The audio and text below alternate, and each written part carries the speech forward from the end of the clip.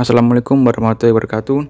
Perkenalkan, nama saya Arif Rahman Pertama dengan NIM 1120101154 dari Teknik Informatika kelas A semester 3. Dan teman saya, perkenalkan, nama saya Ahmad Beladani dengan NIM 11201138. Kami di sini akan menginstal OS Windows 7, tapi sebelumnya pastikan untuk aplikasi VirtualBox sudah terinstall di laptop. Lalu pertama-tama klik 2 kali untuk aplikasinya.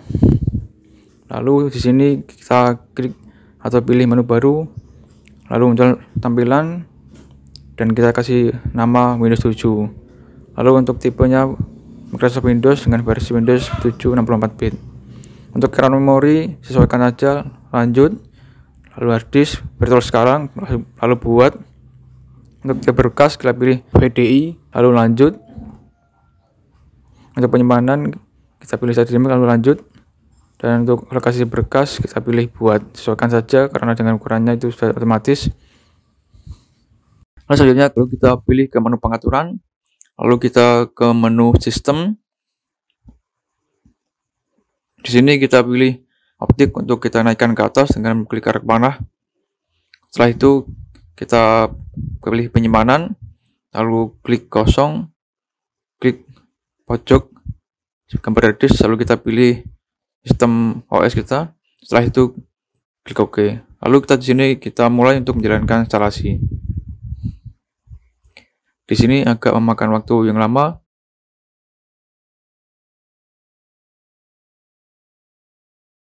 Di sini kita tunggu untuk penginstalannya.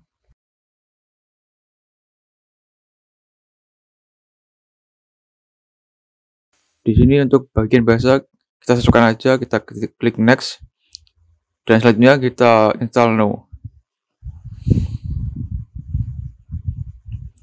Kita tunggu untuk setup mulainya.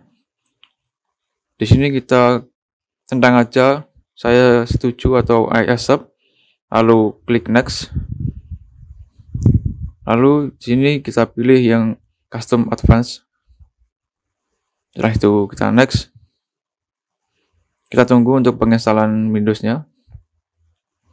Di sini akan memakan waktu yang lama, maka saya percepat saja.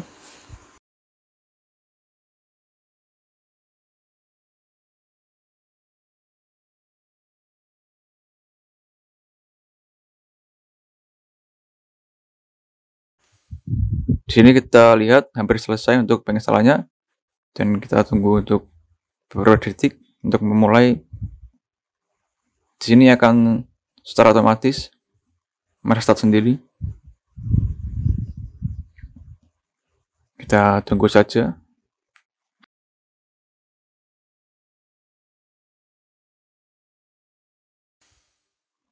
Dan kita lihat sudah mulai untuk starting Windows. Hampir selesai untuk instalasi completing. Ini cepat-cepat saja waktunya.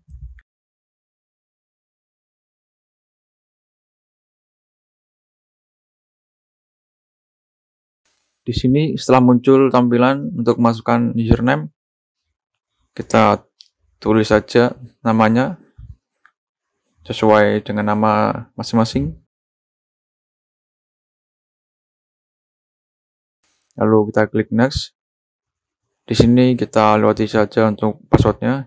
Kita klik next. Lalu kita untuk produknya kita skip aja. Kita pilih yang user recommended setting, dan untuk waktu kita pilih waktu Jakarta dan kita cari waktu Jakarta di pencarian. Setelah ketemu kita klik, kita next, dan untuk lokasi komputer kita pilih public network dan kita tunggu untuk final dari instalasinya. Nah, di sini sudah selesai untuk penginstalannya di VirtualBox. Dan beginilah tampilan di VirtualBox untuk Windows 7. Berikut beberapa tampilan di tool Windows 7 untuk menu Explorer dan lain-lain. Selanjutnya akan dijelaskan untuk manajemen file oleh teman saya, yaitu Sabil. Saya akan menjelaskan mengenal sistem file atau file system Microsoft Windows. Langsung saja saya jelaskan. Pengertian sistem file. Sistem file atau sistem berkas merupakan struktur logika yang digunakan untuk mengendalikan akses terhadap data yang ada pada disk. Dengan kata lain, sistem file merupakan database khusus untuk penyimpanan, pengelolaan, manipulasi, dan pengambilan data agar mudah ditemukan dan diakses. Sistem file Windows. Sistem file Windows umumnya menggunakan dua jenis sistem file, yakni FAT dan NTFS. Sementara versi sistem file yang umum digunakan adalah FAT12, FAT16, FAT23, 32 dan NTFS. FAT File Allocation Table. File FAT merupakan sistem file yang menggunakan struktur tabel alokasi berkas sebagai cara beroperasiannya. Seluruh file sistem operasi Windows mendukung penggunaan sistem file FAT. Selama bertahun-tahun, banyak fitur telah ditambahkan dalam pengembangannya yang terinspirasi dari fitur serupa yang ada pada file sistem yang digunakan pada unik. Sampai saat ini ada beberapa versi sistem file FAT yang digunakan. 1. FAT12, FAT16, FAT23 dan EXFAT. Beberapa keunggulan sistem file EXFAT: stabilitas untuk hard disk berukuran besar. Ukuran besar teorifikasi maksimal 264. Ukuran Celsius yang digunakan hingga 2255 sektor dengan batasan implementasi hingga 23 MB. Performa untuk alokasi ruang kosong dan penghapus ditinggalkan karena sistem file ini memperkenalkan implementasi baru, yaitu Free Spec Bitmap, mendukung lebih dari 216 berkas di dalam sebuah direktory tunggal, mendukung fitur akses kontrol LAS atau ACL seperti hanya NTFS, mendukung transmisi file FAT. File system memiliki ruang tersendiri yang bisa digunakan oleh OEM untuk melakukan komunikasi terhadap sistem berkas untuk karakteristik perangkat tertentu. Temp-temps dapat ditampilkan dalam UTC, tidak hanya dalam lokal temp saja. Beberapa kelemahan yang dimiliki oleh sifat file FAT. Perangkat yang menggunakan sistem file FAT tidak bisa menggunakan kemampuan Redboard milik Windows Vista. Status lisensi yang belum jelas tidak bisa diakses oleh sistem-sistem operasi Windows terdahulu sebelum Windows Vista SP1 atau Windows EX 6.0. Belum tersedia implementasi dalam proyek open source. 2. NTFS, New Technology File System. NTFS merupakan sistem file yang memiliki sebuah desain sederhana, namun memiliki kemampuan yang lebih baik dibandingkan sistem file FAT. Dalam NTFS, semua data file nama, tanggal pembuatan, izin akses, isi dan lokasi disimpan dalam metadata pada master file tabel atau MFT. NTFS pertama kali dikenalkan pada sistem operasi Windows NT dan mendukung sistem operasi terbaru mulai Windows 7. Apapun keunggulan yang diterapkan NTFS adalah dapat mengatur waktu volume untuk setiap pengguna, mendukung sistem berkas terkripsi secara transparan dengan menggunakan beberapa jenis algoritma enkripsi yang umum digunakan, mendukung kompresi data yang transparan meskipun tidak memiliki rasio yang benar, namun dapat digunakan untuk menghemat penggunaan ruang hard disk, mendukung hard disk link serta simbolik link seperti hanyalah sistem berkas dalam sistem operasi keluarga unik. Meskipun dalam NTFS implementasi lebih sederhana, mendukung penamaan berkas dengan metode pengelolaan unik 16 bit uji S2 hingga 22 karakter memiliki fitur menampung lebih dari satu buah ruang data dalam kotak sebuah berkas. Sejak pertama kali dibuat, MTFS telah memiliki perkembangan berikut versi di dalam sistem file MTSF. Versi MTSS versi 1.0, versi 1.1, versi 1.2, versi 2.0, versi 3.0, versi 3.1. Secara garis besar, perbandingan antara FAT23 dengan MTFS adalah sebagai berikut. Kecepatan akses MTFS dan FAT23 mempunyai ukuran maksimal presisi sebesar 2 TB, kemampuan data, daya tahan, efisiensi penggunaan spek disk, kecocokan dengan file lain. Sekian presentasi saya tentang file system. Untuk keamanan dijelaskan oleh teman saya Arif. Silakan. Di sini saya akan menyebutkan untuk konsep keamanan di Windows 7 dalam sistem operasi Windows. Keamanan data sangat penting dikarenakan banyak ancaman berbahaya yang bisa mengancam data dari pengguna OS Windows 7. Keamanan komputer sangat diperlukan sebagai tindakan pencegahan dari serangan hacker yang tidak bertanggung jawab, sehingga pencegahan diri dan deteksi terhadap tindakan pengganggu yang tidak dikenali perlu dilakukan dalam sistem komputer. Lalu manfaatnya agar menjaga sistem komputer dari pengaksesan seseorang yang tidak berhak sebagai perlindungan informasi terhadap pencurian data dan pencegahan, dan juga melindungi dari berbagai bentuk serangan cyber. Di sini untuk fitur keamanan pada Windows 7, yang pertama adalah Action Center, yaitu pusat pemantau dan kendali keamanan serta perawatan sistem. Dan letaknya di Windows 7, kita masuk ke Control Panel, lalu klik Action Center, dan beginilah tampilannya. Selanjutnya, untuk keamanan kedua yaitu antivirus. Biasanya untuk Windows ada keamanan bawaan yaitu Windows Defender, dan juga Microsoft Security Essential atau MSE, atau bisa juga produk vendor lain seperti Smartdoc, seperti gambar ini. Ini adalah tampilan dari Smartdoc. Selanjutnya, backup data. Backup data berfungsi untuk membackup data sehingga jika terjadi sesuatu yang tidak diinginkan, data akan aman dan terhindar dari virus jika sudah di backup. Letaknya menuju ke Control Panel, System dan Security, lalu ke menu Backup dan Restore.